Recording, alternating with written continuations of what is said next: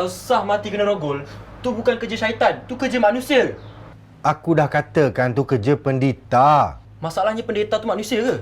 Dah lah. Sekarang ni kita nak buat apa lagi? Iqbal tu dah masuk ward tau. Aku tak nak jadi orang seterusnya, babe. Kita tak ada cara lain. Kita kena hapuskan Pora tu juga. Ustaz mana pula kita nak cari sekarang ni? Tak payah nak ustaz-ustaz semua tu. Ustaz semua tu kebanyakannya menunggang agama. Dia orang pandailah nak merawat jin, syaitan apa semua tu. Biar pendeta buat kerja dia. Kau cakap apa ni? Kau cakap macam tak ada agama je. Ha? Biar pemata potong pemata. Tapi kau kena ingat, air pun boleh potong pemata. Apa masalah kau ni? Dia tu pelik, kau tahu tak? Kalau dia nak balik, dia balik. Dia tak nak, lantak dia lah. Yang kau sibuk sangat nak risau pasal orang lain, dah kenapa? Kita ni sepatutnya risau pasal diri kita dulu, baru risau pasal orang lain. Kok dia tu betul-betul gila ke? Takkan mampus kita dia bunuh kita malam ni? Akta 302 tu dia lepas lah, dia gila. Kita ni, tak pasal-pasal nyawa, melayang-layang, semadi, mati katak macam tu. Aku rasa tak mungkinlah dia buat semua benda tu. Kau pernah dengar tak hantu bunuh orang? Pernah tengok berita? Pontianak cekik orang ke? Pocong lompat-lompat atas manusia sampai mati ke? Selalunya yang bunuh orang ni manusia gila je tau.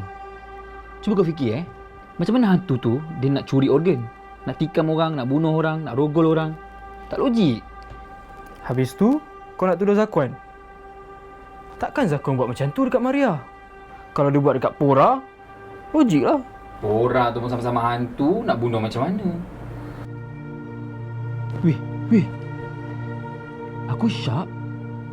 Zakuan tu dia bersekongkol dengan apa nama dia? Pendeta. Jangan-jangan dia yang gunakan ilmu hitam nak balas dendam dekat Pora. Lepas tu siapa yang jadi mangsa sekarang? Hei! Ustaz! Nak sabar apa lagi?